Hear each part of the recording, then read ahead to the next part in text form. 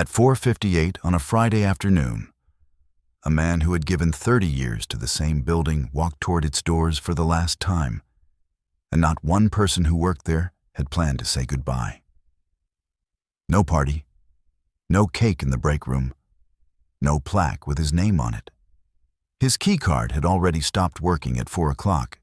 They had set it to deactivate on a timer, the way they did for everyone in the transition, no exceptions. And so for the last hour of his last day, Walter Mercer had been a man who could no longer open the doors of a building he had unlocked at dawn for 3 decades. A young employee had been sent, embarrassed and apologetic, to collect his badge. He handed it over without a word of complaint. He cleaned his cart one final time, coiled the cords the way he always had, left everything exactly as it should be, and started the long walk down the corridor of Meridian Studios toward the loading door where his truck was parked. 30 years. And they were letting him walk out like the night shift ending. But when Walter Mercer pushed open that loading door and stepped into the gold of the late afternoon, there was a man standing there. He had been there almost an hour. Security had asked him to move twice. He had not moved. He was leaning against the wall by the door in a dark jacket and old boots, no entourage, no phone in his hand, just waiting, the way you wait for someone who matters to you.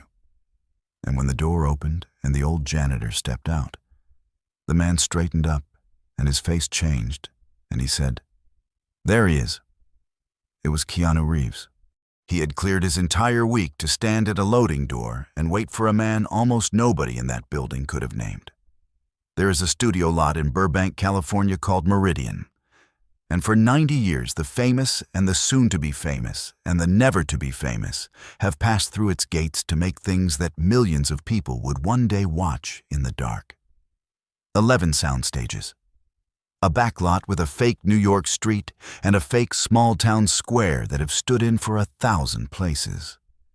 Commissary tables where careers were made and ended over lunch. It is a glamorous place, or it photographs as one, which in that town is the same thing. The people who arrive at Meridian arrive in a certain way. The cars, the assistants, the sunglasses indoors, the particular walk of people who are used to being looked at. And underneath all of that glamour, holding it up, invisible, was Walter Mercer. He started in March of 1996. Night custodian, Stage 9. He was the man who came in when the lights went down and the trailers emptied and the famous people went home. And he made the place ready again for morning, mopped the concrete, emptied the bins, fixed the things nobody else noticed were broken, found the wallets and the wedding rings and the scripts left behind, and turned every one of them in. For 30 years, he was the last person in the building at night and one of the first in the morning.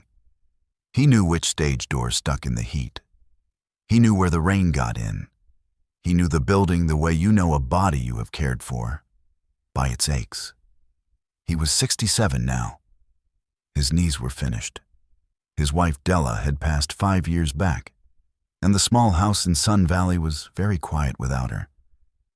And his son was up in Sacramento with kids of his own. The work had been, in some real way, the thing that gave his days a shape. And the work was ending, because Meridian had a new operations chief and a renovation plan. And building services were being reorganized, and the man who had held the place together for 30 years was, on a spreadsheet somewhere, a line that could be reduced. Behind Stage 9, on a wall of cinder block 11 feet long, there were more than 400 names. It was a tradition older than Walt. Everyone who ever worked a production on that stage, the grips, the gaffers, the caterers, the stunt people, the stars, anyone, signed the wall on their last day of a shoot. Movie stars and the kids who parked their cars, the same Sharpie, the same wall. No difference between them once the name was up. Walt had protected that wall for 30 years. Painters came through and he steered them around it. He kept a clear coat on it himself so the old names would not fade.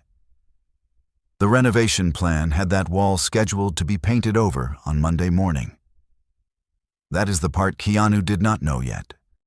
The woman who had signed the order was named Vivian Hale, and at 46, she was the most capable person at Meridian and the loneliest.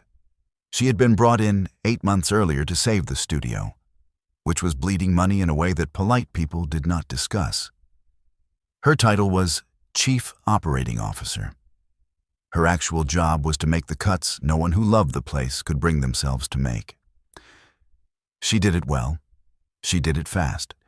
She came in early and left late, and she ran the whole operation off a single principle she had earned the hard way: that feelings were a luxury a dying company could not afford, and that the kindest thing you could do for people was make the hard call cleanly before it got worse.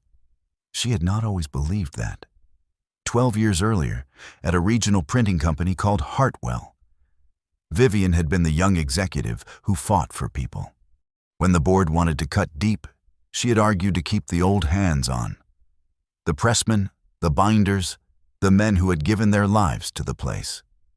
There was one in particular, a foreman named Sal Ferraro, 63 years old, who had taught her everything she knew about how things actually got made. She had promised Sal he would be taken care of. She had put her own name on that promise. Hartwell went under anyway. Slower, because of the choices she fought for, which meant the collapse caught everyone at the bottom of the barrel. No severance. The pension fund already drained, trying to keep the lights on. Sal Ferraro lost his job, his health insurance, and the retirement he had counted on, all in the same month. He died 14 months later. Vivian was at the funeral. His daughter would not look at her. And in the trade press, in the story of how Hartwell died, Vivian Hale was the executive whose sentiment had sunk the ship, the woman too soft to do what needed doing in time. She swore, standing at the back of that funeral, that she would never make that mistake again. Never let what she felt about a person override what the numbers said. She told herself it was discipline. She told herself it was mercy. She had been telling herself that for 12 years, and it had calcified into the only way she knew how to lead. So when the renovation plan crossed her desk, and a line item asked whether to fund a retirement event for a 30-year custodian, and another asked whether to preserve decorative wall markings, stage 9, Vivian Hale checked the same box she always checked. No. No exceptions. Clean cuts. She did not let herself think about the man's name. She did not know it, in fact. She had never learned it. The young man they sent to collect Walt's badge was named Andre, and he was 23, and Walt had been training him for 6 months. Andre had taken the job to pay for community college. He had expected to push a cart and empty bins. What he had not expected was Walter Mercer. The patience of him, the way he taught Andre to see a building, the stories about the lot, the quiet dignity of a man who treated mopping a floor as something worth doing right. Walt had told him more than once, "Anything worth your hands is worth your whole attention, son. Doesn't matter if anybody's watching. You're watching." When his supervisor told Andre to go get Mr. Mercer's badge before 5, Andre felt sick. He walked to stage 9 and found Walt wiping down his cart for the last time, and he could not get the words out. "It's all right," Walt said, before Andre had to say it. He was already unclipping the badge. He held it out, and he smiled at the kid, and the smile was the worst part. "Rules are rules. You're just doing your job. Don't you carry this now. None of this is yours to carry." Andre took the badge with both hands. He watched the old man look around the stage one last time, up at the grid, over at the wall of names behind it, already half taped off with blue painter's tape for Monday. He watched Walt's eyes rest on that wall for a long moment. He watched him decide not to say anything about it. 30 years. Andre finally said. His voice cracked. And they're not even, Mr. Mercer. Somebody should... Andre. Walt put a hand on the boy's shoulder. I didn't do it for a party. I did it because it was mine to do, and I did it well. And I know that, and you know that. And that's the only audience the work ever needed. He picked up his jacket. You keep that wall clean when you can. They won't let you. Try anyway. Then he walked down the corridor toward the loading door, an old man with a bad knee and no badge going home. And he opened the door, and a man was waiting. There he is, Keanu said. Walt stopped in the doorway. His tired face broke into something that took 10 years off it. Now, what are you doing standing out here? He said.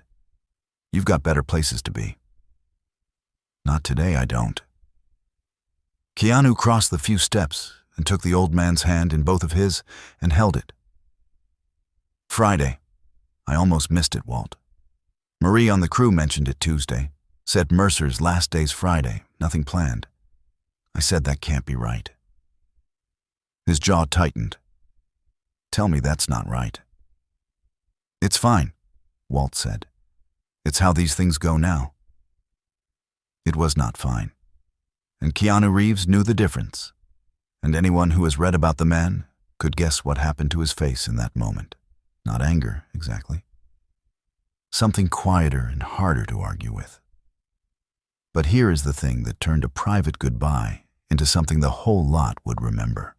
Word travels on a studio lot faster than anywhere on Earth. And the word going down every corridor of Meridian within 4 minutes was the same. Keanu Reeves is at the east loading door, and he won't leave, and he's there for the janitor. They came. Crew first, grips and electricians who knew Walt, who had always known Walt, who had signed that wall under his watch. Then the office people, drawn by the name. Then a knot of them, 30, 40, gathering in the loading bay in the gold light. And at the front of it, an old script supervisor named Maggie, who had been on that lot for 40 years and had a voice that cut through any room. About time somebody stood at that door for Walt Mercer, Maggie said, to no one and everyone. I've watched this place hand out gold watches to executives who couldn't find the light switch, and this man kept the lights on for 30 years. Vivian Hale arrived last because they had finally called her. There's a situation at the east door. And she came down expecting a problem to manage and found instead a movie star holding a janitor's hand in front of half her staff. She went into the only mode she had. Mr. Reeves, I'm Vivian Hale. I run operations here. It's an honor. Is there something I can... Do you know his name? Keanu asked. He said it gently. It was not a trap. It was a real question, and the whole loading bay heard it and went quiet. Vivian opened her mouth. She did not know it. 30 years the man had given her building, and she had signed the order ending it. And she could not, standing there in front of 40 of her own people, produce his name. It's Walter, Keanu said, into the silence. Walter Mercer. He found my wedding ring on stage 6 in 2009 and tracked down my trailer to give it back. He's the one who taught half your crew how to do their jobs right. He turned and walked the few steps to the taped-off wall behind stage 9, visible through the open bay. And he peeled back a length of the blue tape with one hand. And there they were. 400 names. 30 years of everyone who ever made anything in that building, the famous and the forgotten, all on the same wall, no difference between them. This was getting painted over Monday, Keanu said. He found a name near the bottom, small in a corner, and put his finger near it without touching. His own, from a long time ago. I signed this wall. So did the kid who parked my car that year. Same wall. That was the whole point of it. He looked back at Vivian. You can paint over 30 years in an afternoon, I just want to understand who that's for. Vivian Hale could not answer that one either.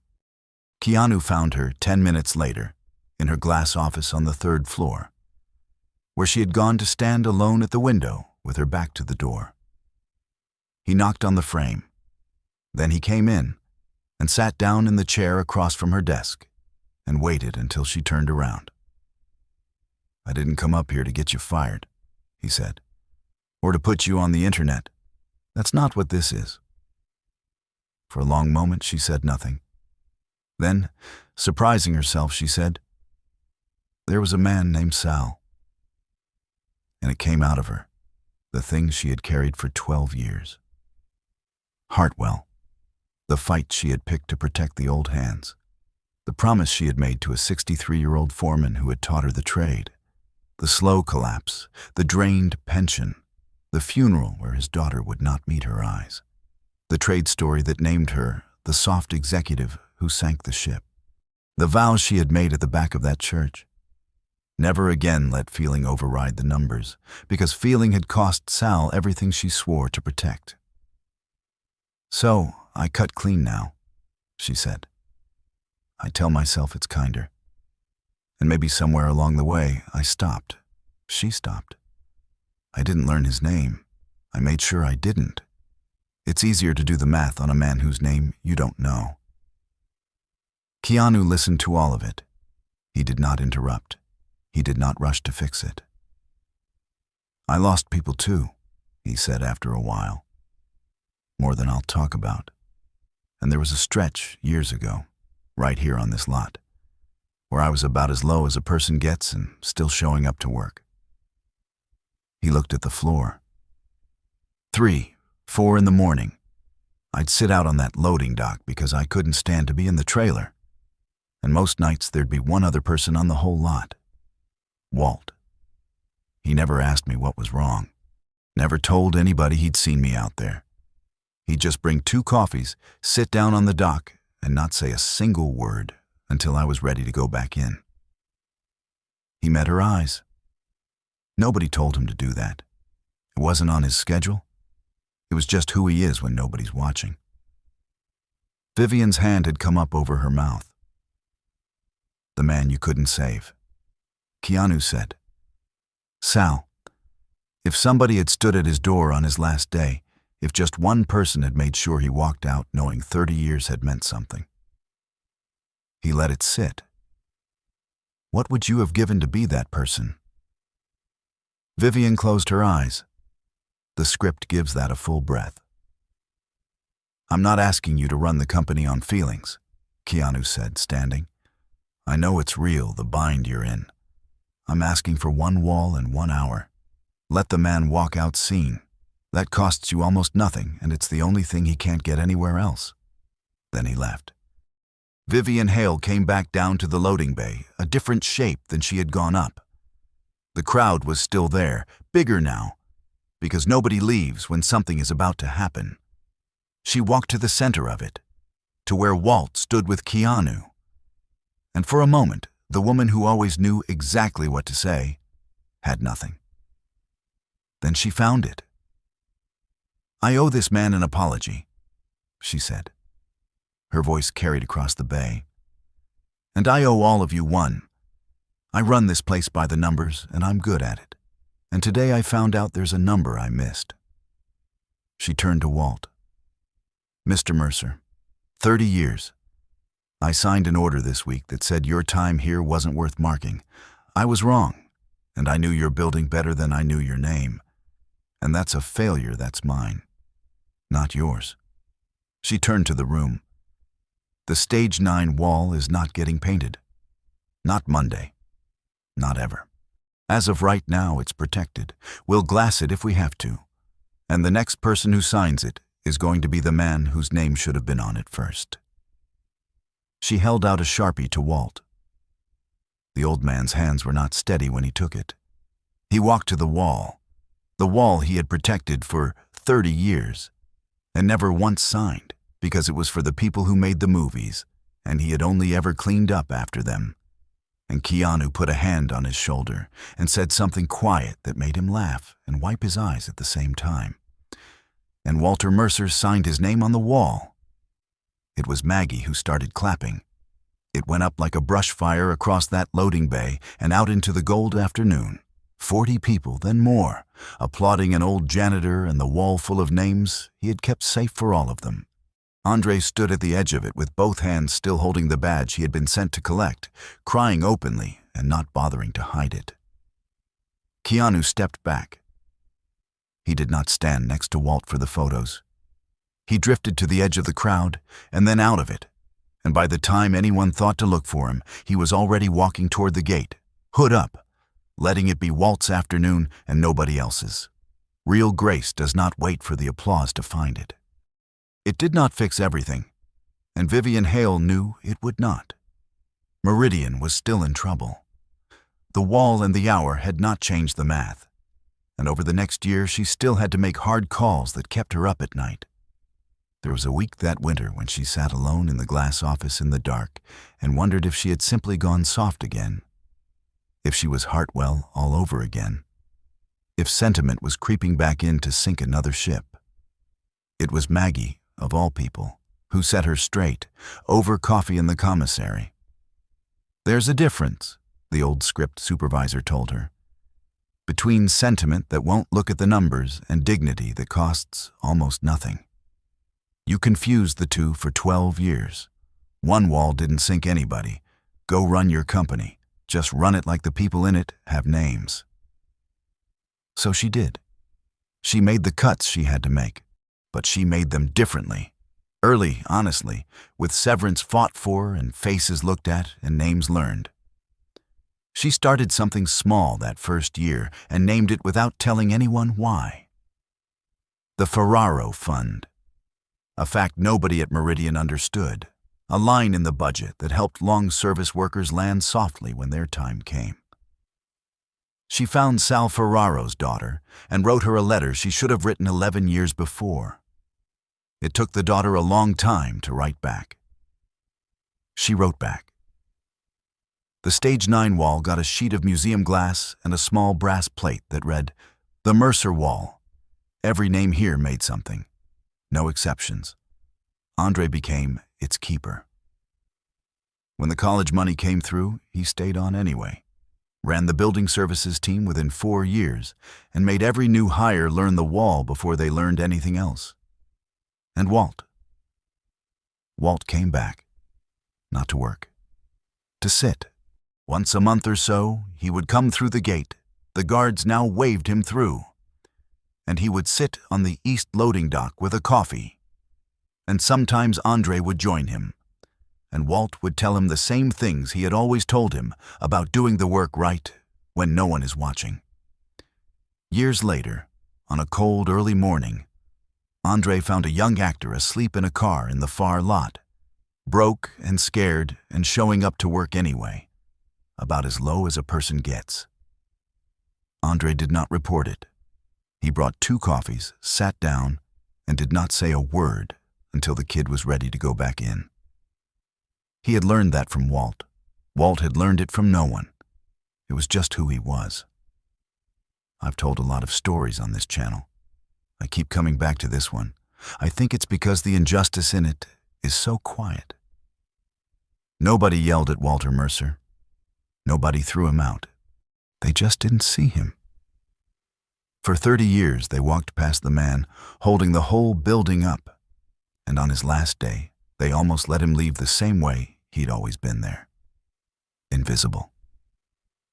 And the thing that stops me is how easy that is to do. How many Walts I've walked past. How many names I never bothered to learn because the math was easier that way. I don't know that I'd have stood at that door. I'd like to think I would have cleared my week for someone who once sat with me at 4 in the morning and asked for nothing. But honestly, I'm not sure. Most of us aren't sure. And maybe that's the part worth carrying out of here. That the people holding our lives up are usually the ones we've trained ourselves not to look at. This story is fictional, inspired by Keanu Reeves' well-known reputation for treating the overlooked with quiet respect. The studio, the people, and the wall are invented. The man who keeps the building running while no one learns his name. I suspect you already know one of those. If this one stayed with you, drop a comment and tell me about a Walt in your own life. Someone who did the work and never asked to be seen. Share it with somebody who might need the reminder today. If you want more stories like this, subscribe, and I'll keep telling them. See you in the next one.